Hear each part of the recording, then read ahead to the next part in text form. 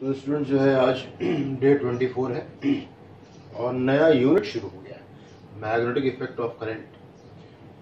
और अभी तक हम लोगों ने करंट इलेक्ट्रिसिटी और इलेक्ट्रोस्टैटिक्स पढ़ लिया और फर्स्ट बुक हम लोग की हो गई ओवर। हम लोग जो है मैग्नेटिक फील्ड आ गया। कंसेप्ट है मैग्नेटिक फील्ड का कि कहीं पे भी अगर कोई मैग्नेटिक फील्ड का सोर्स है तो उसके अगल बगल अगर कोई आयरन फैमिली का सब्सटेंस लाया जाता है तो वो उसको अपनी तरफ को अट्रैक्ट करने की कोशिश करता है। सोर्सेस की बात अगर पूछी जाए तो कहेंगे सबसे बड़ा जो अवेलेबल सोर्स है वो है earth. Current carrying conductor, current carrying conductor होता है, बार मैग्नेट होता है, सोलेनॉइड होता है, टॉरॉयड होता है। लेकिन जो सबसे ज्यादा मामला तेज है वो है इलेक्ट्रिक करंट का। इलेक्ट्रिक करंट का ये क्विकेस्ट मेथड है to produce the magnetic field. इसका कंसेप्ट जो है वैज्ञानिक ओरस्टेड ने दिया था। बाकी बहुत सारे नाम आते हैं लेकिन ओरस्टेड ने इसका कंसेप्ट दिया था। बात आती है हम लोग के पास यहाँ पे मैग्नेटिक फील्ड के सिंबल के बारे में जरा बात कर लें। ध्यान से देखेंगे ये मैग्नेटिक फील्ड अगर ऐसे बनी इसका मतलब है कि magnetic field is pointing inward यानी कि क्रॉस है और इसके लिए कहा जाएगा B माइनस के। और अगर ये डॉट लगे हुए हैं तो ये मैग्नेटिक फील्ड बाहर की तरफ को है और ये B प्लस के है। और इन्हीं में अगर ऐसा बन गया है, ऐसा लग गया है, ऐसा, तो इसका मतलब है कि मैग्नेटिक फील्ड अंदर की तरफ को है और पूरी अंदर है और हम सिर्फ किसी एरो का टेल देख रहे हैं।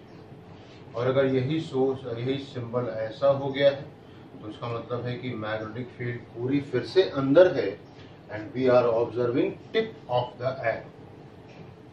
एक बात आप लोगों को और यहाँ जो है खास बात आएंगे कि ये कोई हमारे पास अगर सोर्स है ये करंट का, ये हो गया, और यहाँ पे कोई चार्ज है रेस्ट में है तो ये रेस्ट में ही बना रहेगा, इसकी सेहत पे कोई अंतर नहीं पड़ने वाला। लेकिन अगर ये करंट कैरिंग कंडक्टर है और ये चार्ज Q को ऐसे v वेलोसिटी दे करके इसको छोड़ा गया है तो ये चार्ज जो है या तो इधर की तरफ को शिफ्ट करेगा या इधर को करेगा।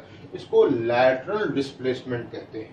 ये मैग्नेटिक फील्ड में ही पाया जाता है। मैग्नेटिक फील्ड में ऐसे बहुत सारे गुण हैं जो कि और फील्ड में नहीं पाए जाते हैं, इसलिए इसको कुछ हद तक के काफी अनमैच्ड बेजोड़ टाइप की फील्ड कहा जाता है। मैग्नेटिक फील्ड जो है किसी करंट कैरिंग कंडक्टर पे मूविंग चार्ज पे फोर्स लगा भी सकती है और नहीं भी लगा सकती है। डिपेंड करेगा उसके ओरिएंटेशन पे कि उसका ओरिएंटेशन कैसा है। दूसरी बात, एक्सेलरेशन दो तरीके से पैदा होता है, एक स्पीड का घटना बढ़ना और एक डायरेक्शन का बदलना। तो यहाँ पे स्पीड के घटने बढ़ने वाला कोई भी आइडिया नहीं होता, यहाँ पे डायरेक्शन के बदलने से एक्सेलरेशन पॉसिबल है।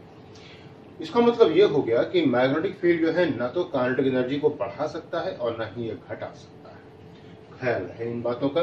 अगली बात करेंगे यहाँ पे बायो-सेवर्ट लॉ की बात करनी है हमको। बायो-सेवर्ट लॉ का फर्स्ट फॉर्म हम देखने वाले हैं, बायो-सेवर्ट लॉ। और इनका यूज क्या है? मैग्नेटिक फील्ड का वैल्यू निकालना इसका, और ये फर्स्ट फॉर्म की बात करने जा रहे हैं। और इस फॉर्म की यूटिलिटी क्या है? इस फॉर्म की यूटिलिटी है to find the value of magnetic field due to small current carrying conductor और कर्व्ड करंट कैरिंग कंडक्टर और both type of current carrying conductor. यानी कि अगर ये कोई ऐसा करंट कैरिंग कंडक्टर है, I है इसका, ये dl इसकी मैग्नेटिक फील्ड है, ये P पॉइंट पे जो कि R दूरी पे है, निकालना है मैग्नेटिक फील्ड का डायरेक्शन। तो डायरेक्शन निकालने के लिए क्या करोगे आप? ये रखोगे आप राइट हैंड का जो है thumb in the direction of current, और ये अपनी उंगलियां फैलाओगे उस पॉइंट की तरफ को जहां पे निकालना है डायरेक्शन ऑफ मैग्नेटिक फील्ड। और जब ये दोनों चीजें अपनी पकड़ लें, अपनी अपनी जगह, ध्यान रहे ये इस तरीके से या इस तरीके से नहीं होना चाहिए, ये एग्जैक्टली इसी तरीके से होना चाहिए। बीच का एंगल 90 डिग्री होना चाहिए। इनकी सूरत ऐसे ऐसे ऐसे किसी भी तरीके से हो सकती है। जब ये अपनी स्थितियां ऐसे पकड़ लें तो उंगलियों को नेचुरल टर्न दे दें, और जब इस प्रोसेस में आप टिप्स को देख रहे हैं, यही शो कर रहा है डायरेक्शन ऑफ मैग्नेटिक फील्ड, और यही जो है आपका शो करेगा डायरेक्शन ऑफ मैग्नेटिक फोर्स। तो ये लॉ कहता है कि dB प्रोपोर्शनल टू, dB बराबर सीधे फॉर्मूले पे ही आ जाते हैं, mu 0 upon 4 pi I dl sine theta upon r square. Mu 0 upon 4 pi constant है और इसकी वैल्यू 10 की पावर -7 है। ये टेस्ला हो जाएगा into metre square upon ampere into metre, तो 10 की power -7 tesla into metre upon ampere हो जाएगा। This is the first law. अब कहा गया इससे हमको मैग्नेटिक फील्ड निकालनी है due to circular current carrying conductor, B due to circular current carrying conductor, circular current carrying conductor. तो ये ऐसे हो गया है, सर्कुलर है, ये करंट कैरिंग कंडक्टर है और इसकी ये रेडियस r है। छोटे से एलिमेंट से अगर आप निकाल रहे हो तो dB बराबर आने वाला है, और ध्यान रहे थीटा की वैल्यू 90 डिग्री हो जाएगी। तो dB बराबर हो जाएगा mu 0 upon 4 pi I dl upon r square. Complete निकालना है तो B बराबर सिग्मा dB हो जाएगा, mu 0 upon 4 pi I upon r square, इसका सिग्मा होगा तो ये 2 पाई r हो जाएगा, और ये B बराबर म्यू 0 आई अपॉन 2r हो जाएगा। इसी के ऊपर एक और ऐसा ही identical circular current carrying conductor अगर और लाके रखा जाए तो क्या होगा मैग्नेटिक फील्ड का हाल? कहेंगे मैग्नेटिक फील्ड जो है 2 गुना हो जाएगी, अगर एक और रखा तो 3 गुना हो जाएगी, यानी कि n टर्न की अगर बात करोगे भाई तो B बराबर म्यू 0 ni अपॉन 2r। अब यहाँ पे आपको एक बहुत इंपॉर्टेंट बात बता दें, यहाँ पे लेंथ ऑफ द वायर कोई मैटर नहीं था। आपने एक टर्न ले लिया, फिर उसी पे 2 टर्न ले लिया, उसी पे 3 टर्न ले लिया, कोई फर्क नहीं पड़ा। बट अगर लेंथ ऑफ द वायर का कंस्ट्रेंट है, यानी कि कांस्टेंट है, फिक्स है, हमारे पास वायर की जो है बहुत ज्यादा नहीं है, हमने इसको एक बार एक टर्न दिया हुआ है, एक बार एक टर्न दिया है, और उतने ही वायर से मैंने एक बार 2 टर्न दे दिए, तो ध्यान रहे रेडियस हाफ हो जाएगी और नंबर ऑफ टर्न्स डबल हो गए हैं। तो नंबर ऑफ टर्न के डबल होने से मैग्नेटिक फील्ड डबल, और रेडियस के हाफ होने से फर्दर डबल, तो मैग्नेटिक फील्ड 4 टाइम्स हो जाएगी। और इस बात को आप ऐसे भी कह सकते हो, ये रिमार्क का साइन हो गया, B proportional to n square, B naught तब मैग्नेटिक फील्ड, जबकि यहाँ पे नंबर ऑफ टर्न्स 1 थे। B proportional to n square B naught हो जाएगा। सेमी सर्कुलर की अगर आप बात करोगे तो सेमी सर्कुलर में हो जाएगा क्या? सर्कुलर में क्या था? B बराबर म्यू 0 ni अपॉन 2r, ये हो जाएगा म्यू 0 ni अपॉन 4r। और अगर एक क्वाड्रेंट के लिए अगर आप कहोगे तो ये लंबाई आप जानते हो, जो कि सर्कुलर में हो गया था 2 पाई r, यहाँ पे पाई r, यहाँ पे पाई r बाई 2 हो जाएगा, और ये म्यू 0 ni अपॉन 8r हो जाएगा। आप चाहें तो B due to an arc भी निकाल सकते हैं, आर्क, यानी कि ये ऐसा हो गया, यहाँ निकालना है तो ये हो गया इस तरीके से, ये एंगल फाई, ये r हो गया, तो ये जो लंबाई है ये r फाई हो गया है, लंबाई r फाई, और B बराबर हो जाएगा म्यू 0 अपॉन 4 पाई, बहने वाली करंट I हो गया I, dl के नाम पे r फाई और अपॉन में r स्क्वायर, तो B बराबर हो जाएगा mu 0 I phi upon 4 pi r। ये B due to an arc है, आर्क में करंट का फ्लो लगातार चल रहा है। तो ये बात हुई इसकी, हम लोगों ने बायो-सेवर्ट लॉ फर्स्ट फॉर्म देखा, B due to circular semi circular देखा। अब हम लोग जो है इसका सेकंड फॉर्म देखेंगे, और सेकंड फॉर्म जो है इसकी पहले हम यूटिलिटी जान लें कि इसका इस्तेमाल तब होता है जबकि हमको मैग्नेटिक फील्ड निकालना हो due to straight current carrying conductor, या एक्सटेंडेड करंट कैरिंग कंडक्टर और both type of current carrying conductor. यानी कि मामला कुछ ऐसा है, ये करंट कैरिंग कंडक्टर हो गया है, ये पी पॉइंट है, ये दोनों सिरे जो हैं यहाँ पे एंगल इंक्लाइन कर रहे हैं φ1 और φ2 और ये दूरी r है। तो P बराबर फॉर्मूला आपको याद कर लेना चाहिए, μ0/4 pi I by r sine φ1 plus sine φ2 हो जाएगा, sine φ1 plus sine φ2। B due to infinitely long wire, infinitely long wire है। इनफाइनाइटली लॉन्ग वायर अगर होगा तो इसके दोनों सिरे आपकी पकड़ में नहीं होंगे, ये इसकी पहचान है। तो ऐसे में φ1 भी φ2 भी दोनों हो गए 90 डिग्री, बीच की दूरी हो गई r। तो B बराबर μ0/4 पाई I बाई r, फॉर्मूले में जब आप फिट करोगे साइन 90 प्लस साइन 90 तो ये हो जाएगा 1 + 1 2 और ये B इनफाइनाइट हो जाएगा μ0/2 पाई I बाई r। अब हम आपसे बात करेंगे यहाँ पे सेमी इनफाइनाइटली लॉन्ग वायर की। सेमी इनफाइनाइटली मैथ्स के स्टूडेंट से पूछोगे तो वो सेमी इनफाइनाइट मानता ही नहीं, जानता ही नहीं, कदा कुछ नहीं होता ऐसा, क्योंकि इनफाइनाइट डिवाइड बाय 2 इनफाइनाइट ही रहता है ना, उसका कहना गलत नहीं। लेकिन फिजिक्स में, मैग्नेटिज्म में सेमी इनफाइनाइट का अपना वजूद है। वो कैसे? अगर एक सिरा हमारे पकड़ में नहीं है, एक सिरा तो जा रहा है इनफाइनाइट को, दूसरा सिरा हमारी पकड़ में है बिल्कुल साफ, तो φ1 90 हो जाएगा और φ2 0 हो जाएगा। साइन 90 प्लस साइन 0, यहाँ पे ये 1 + 0 हो जाएगा 1 और ये 4 हो जाएगा। ये ध्यान रहे, ये सेमी इनफाइनाइट है, दिस इज सेमी इनफाइनाइट। तो B इनफाइनाइट बराबर होगा 2 टाइम्स B सेमी इनफाइनाइट। तो क्या हम किसी फाइनाइट वायर से भी मैग्नेटिक फील्ड निकाल सकते हैं? इसमें तो कौन सी खास बात है, जब आप इनफाइनाइट से निकाल सकते हो तो सेमी, तो ये फाइनाइट वायर से भी निकल सकता है। B due to finite wire, finite wire का केस देखो, ये ऐसे बन गया हमारे पास, ये करंट कैरिंग कंडक्टर हो गया, ये P पॉइंट हो गया, यहाँ पे मैग्नेटिक फील्ड निकालना है, ये R दूरी हो गया, ये O हो गया, ये y1 है और ये y2 है। तो ये φ1 है, ये φ2 है, तो ये अंडर रूट में y1 square plus r square, ये अंडर रूट में y2 square plus r square. और एक बार लिखिए आप फॉर्मूला, फिर सीधे वैल्यूज उसके अंदर फिट कर दीजिए।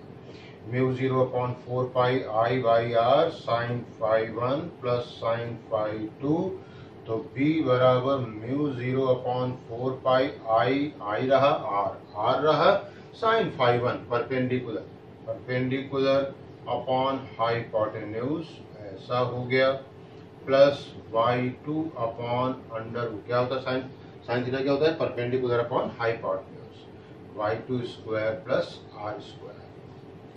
तो ये बात हुई यहाँ पे क्या चीज, B due to finitely long wire.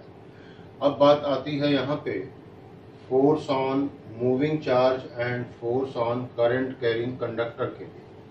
Force on moving charge के लिए, force on moving charge, magnetic force on moving charge, magnetic force on moving charge. तो हुआ ये है कि हमने यहाँ पे ये एक मैग्नेटिक फील्ड ली हुई है जो कि इक्विडिस्टेंट है, पैरेलल है, यानी कि ये यूनिफॉर्म मैग्नेटिक फील्ड है, B है। यहाँ एक बात जानना चाह रहे थे कि ये Q हो गया, ये B वेलोसिटी हो गया, इस तरफ को जा रहा है, क्या इस पे फोर्स आएगा? कहेंगे बिल्कुल फोर्स नहीं आएगा, नो फोर्स। अच्छा, दूसरा केस देखते हैं, चार्ज Q है, B वेलोसिटी है, ऐसे जा रहा है, उल्टा जा रहा है, क्या कहते हो फोर्स के बारे में? कहेंगे कोई फोर्स नहीं। अच्छा चलो ठीक, ये चार्ज Q है, ऐसे जा रहा है, विद वेलोसिटी V है, कहेंगे ध्यान से देखो भाई, ये कोई मैग्नेटिक फील्ड काटने का प्रयास नहीं कर रहे थे, मैग्नेटिक फील्ड ने भी इनके ऊपर कोई फोर्स नहीं लगाया, यहाँ भी ये भी जो है कोई भी मैग्नेटिक फील्ड काटने की कोशिश नहीं कर रहा था, कोई फोर्स नहीं लगाया। आप तो मैक्सिमम मैग्नेटिक लाइंस काटने के प्रयास में लगे हुए हैं, तो यहाँ पे जो फोर्स आएगा ये मैक्सिमम फोर्स आएगा। और चलिए जरा जो है डायरेक्शन के बारे में बात कर लेते हैं। ये रहा थंब जो कि शो कर रहा है किसके लिए, वेलोसिटी के लिए।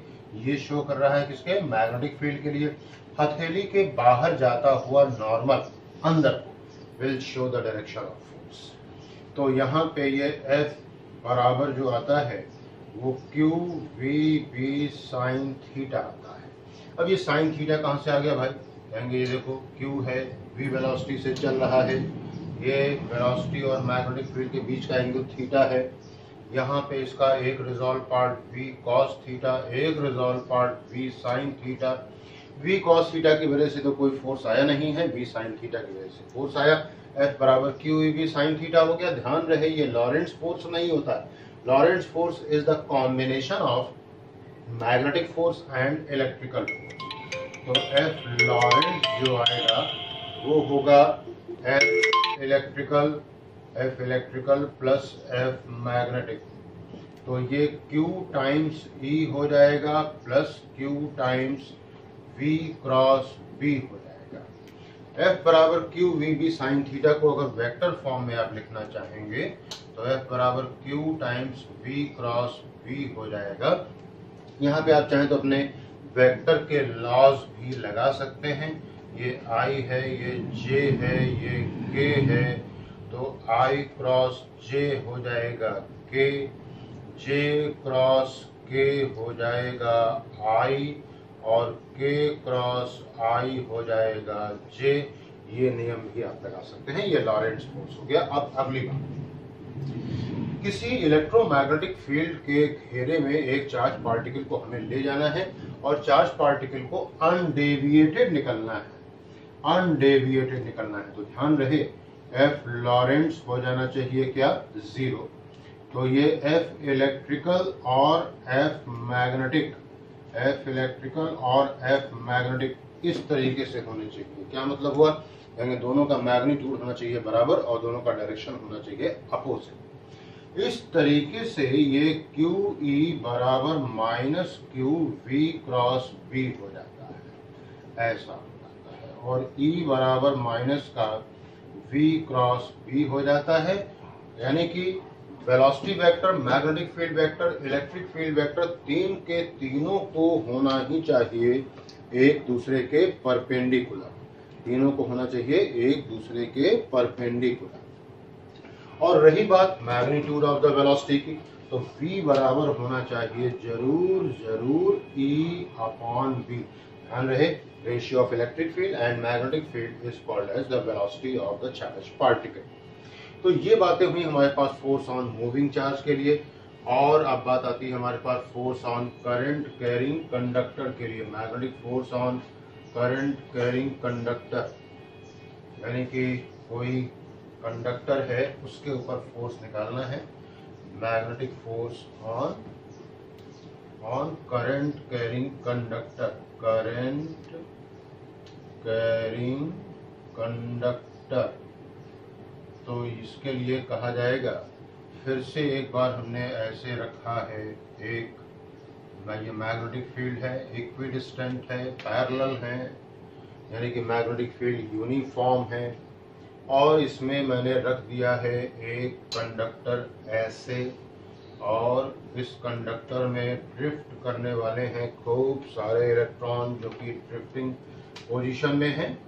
इलेक्ट्रॉन इलेक्ट्रॉन इलेक्ट्रॉन, और ये ड्रिफ्ट कर रहे हैं ऐसे।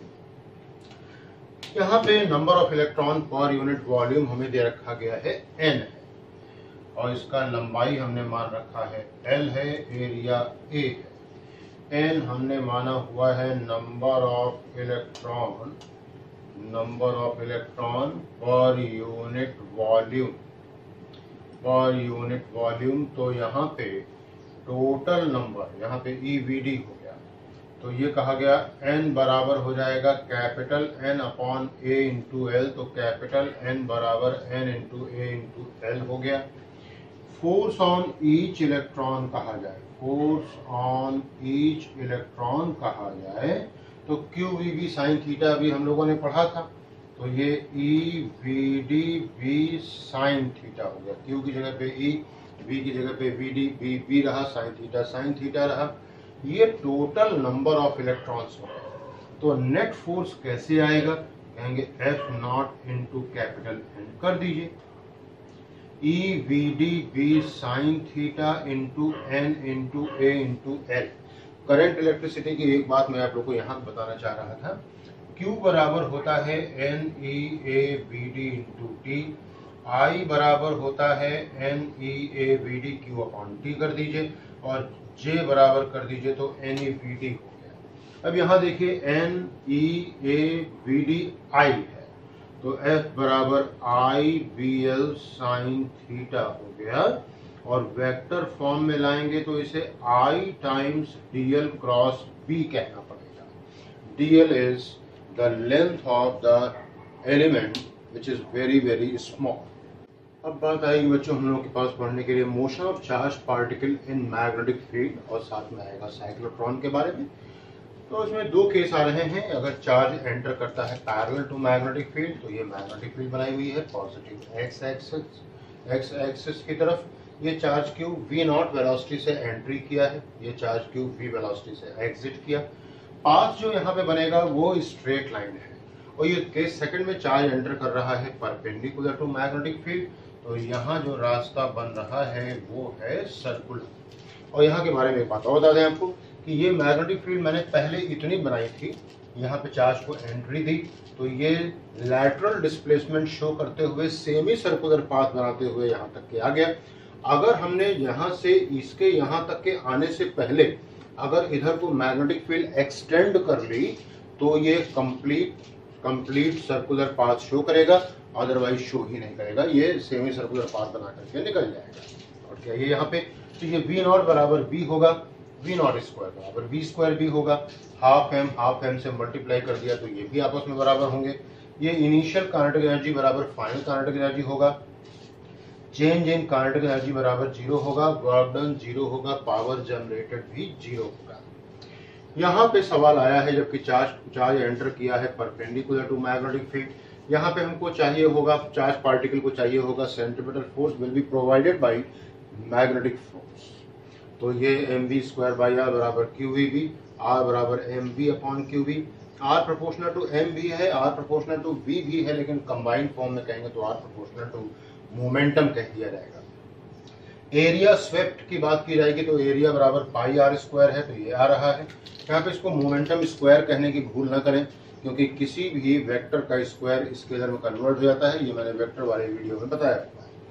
टाइम पीरियड का फॉर्मूला देखें तो 2 पाई आर अपॉन वी है, आर की जगह पे फॉर्मूला जब आप ये रखोगे mv अपॉन QB तो v कट जाएगा, 2 पाई m अपॉन QB आ जाएगा। और यहाँ पे मैग्नेटिक फील्ड का एक और यूनिकनेस हमको दिखाई पड़ रही है कि यहाँ पे रेडियस हो चाहे 1 मीटर चाहे 2 मीटर, या यूं कह ले पलट के बाद इसकी वेलोसिटी या तो 2 मीटर पर सेकंड हो या 10 मीटर पर सेकंड हो या 20 मीटर पर सेकंड हो, डजंट मैटर, टाइम पीरियड के ऊपर कोई असर नहीं पड़ने वाला है, ऐसा और कहीं भी नहीं होता। ये साइक्लोट्रॉन पलट देंगे तो इसको एक फ्रीक्वेंसी आ जाएगी, that frequency is also name as cyclotron frequency. Formula तो ये हो गया साइक्लोट्रॉन फ्रीक्वेंसी का, और साइक्लोट्रॉन के बारे में हम आपको यही बताते हैं, ऐसी डिवाइस जो कि किसी चार्ज पार्टिकल को एक्सेलरेट करने के काम आती हो, नाम देते हैं इसको हम साइक्लोट्रॉन का। साइक्लोट्रॉन न्यूट्रॉन को एक्सेलरेट नहीं कर सकता क्योंकि न्यूट्रॉन इलेक्ट्रिकली न्यूट्रल है। साइक्लोट्रॉन इलेक्ट्रॉन को भी नहीं कर सकता एक्सेलरेट क्योंकि इलेक्ट्रॉन बहुत हल्का होता है, और QV बराबर हाफ mv स्क्वायर हो जाएगा। ये आपने v वोल्ट से एक्सेलरेट कराया, v वेलोसिटी आ गई, v बराबर अंडर रूट में 2QV बाई m आ गया। वोल्टेज ज्यादा तो वेलोसिटी ज्यादा, वेलोसिटी ज्यादा तो रेडियस ज्यादा, और रेडियस ज्यादा तो साइक्लोट्रॉन आपका कितना बड़ा होगा भाई, वो वहीं से निकल जाता है। इसलिए यह इलेक्ट्रॉन को भी एक्सेलरेट नहीं कराता। इलेक्ट्रॉन को एक्सेलरेट कराने के लिए एक स्पेशल डिवाइस है, नाम देते हैं इसको बीटाट्रॉन। एक और बात, इन सभी में चाहे साइक्लोट्रॉन हो चाहे बीटाट्रॉन हो, सभी में दोनों में मास रिलेटिविस्टिक प्रॉब्लम आती है। मास रिलेटिविस्टिक प्रॉब्लम का मतलब हो गया m बराबर m0 upon √1 minus v square upon c square. v velocity बदलेगी या मास बदलेगा तो वेलोसिटी बदल जाएगी, वेलोसिटी बदलेगी तो मास बदल जाएगा, उससे रेडियस भी बदल जाएगी। और एक बात आती है सिंक्रोट्रॉन, ये न्यूली इन्वेंटेड डिवाइस है। ये साइक्लोट्रॉन का काम करता है, ये बीटाट्रॉन का काम करता है, और ये इसमें मास रिलेटिविस्टिक प्रॉब्लम नहीं पाई जाती है। अब हम यहाँ पे एक बात और कर लें आपसे कि r बराबर था mv अपॉन qb और v बराबर अभी अभी आपने पढ़ा है अंडर रूट में 2qv बाई m। तो यहाँ पे आप चाहें तो इसको लिख सकते हैं अंडर रूट में 2, यहाँ पे q, ये b स्क्वायर, ये m और ये v। ऐसा भी रेडियस का फॉर्मूला चल सकता है। केस थर्ड में आएंगे कि चार्ज एंटर करता है किसी और एंगल पे। Charge enters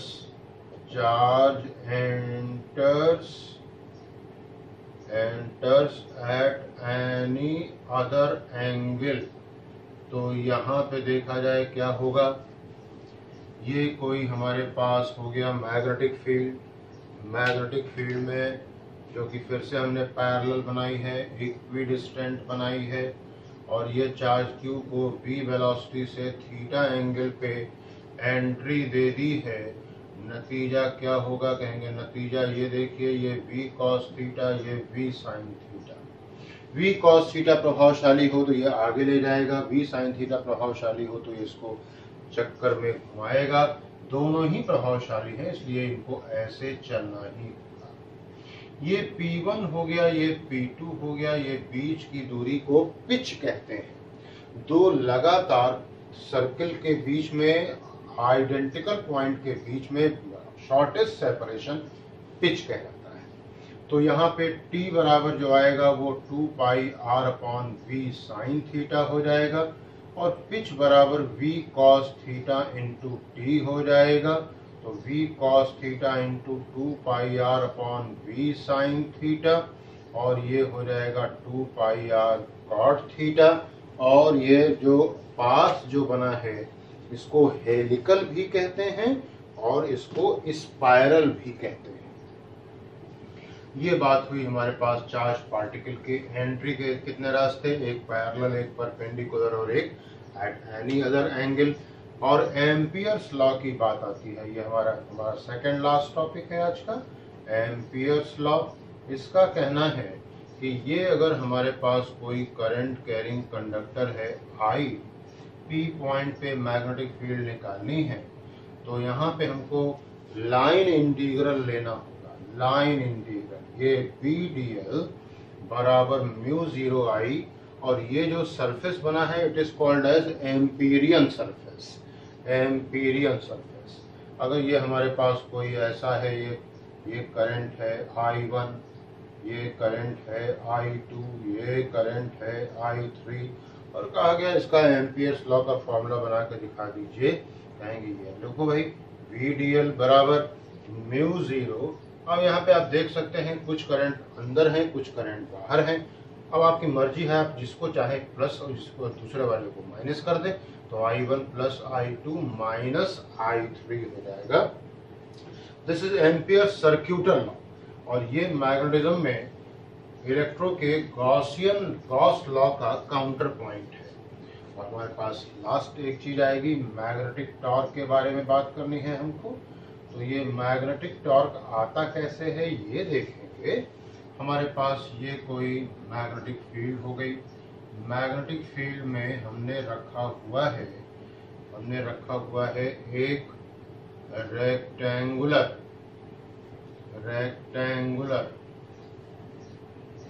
current carrying conductor कुछ इस तरीके से।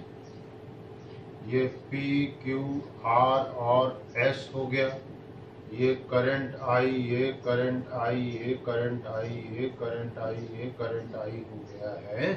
कहा जाएगा देखो भाई, ये तो नो फोर्स की कंडीशन में है, नो फोर्स की कंडीशन में है, और नीचे SP साइड भी नो फोर्स की कंडीशन में है, ये भी नो फोर्स की कंडीशन में। Look at the P Q side. अच्छा हाँ, ये बता दें आपको कि ये लंबाई L है और इसकी चौड़ाई B। तो इस पे जो लगने वाला फोर्स है उसका डायरेक्शन अंदर को चला गया, अंदर को। ये F in हो गया। सिमिलरली इस साइड पे लगने वाला फोर्स बाहर हो गया, ये F out हो गया। तो F in बराबर F out हो गया, F in बराबर F out हो गया, बराबर IBL sin थीटा हो गया। तो इक्वल अमाउंट के फोर्सेस हैं जिनका मैग्नीट्यूड बराबर है, जिनका डायरेक्शन अपोजिट है। कपल लगना शुरू हो गया है, साफ साफ दिख रहा है। और कपल लग रहा है तो परपेंडिकुलर डिस्टेंस से मल्टीप्लाई कर दो भाई, तो फोर्स ये आ जाएगा टॉर्क। तो IBL sin थीटा और दोनों फोर्सेस के बीच की परपेंडिकुलर डिस्टेंस B हो गया, L इंटू B एरिया हो जाएगा IAB sin थीटा। N अगर लूप्स हो गए तो यही NIAB sin थीटा हो जाएगा। और यहाँ पे आप इसको M का नाम दे दें अगर, तो ये मैग्नेटिक डाइपोल मूवमेंट हो जाता है। तो टॉर्क बराबर हो जाता है MB sin थीटा। ये स्केलर फॉर्म हुआ और इसका वेक्टर फॉर्म हो जाएगा टॉर्क बराबर M क्रॉस B। टॉर्क का डायरेक्शन M और B दोनों की दिशा के परपेंडिकुलर होगा एक साथ, इसलिए टॉर्क और M का डॉट प्रोडक्ट भी 0 होगा, टॉर्क और B का भी डॉट प्रोडक्ट 0 होगा। ये था आज का हम लोग का day 24 magnetic effect of current. फिर से वही बातें कर ले जाएं। अगर आपके पास जो है आपको लगता है कि ये वीडियोस यूजफुल हैं तो इनकी अपनी सार्थकता पूरी हो जाती है, इनका अपना उद्देश्य पूरा हो जाता है। All the best, God bless you.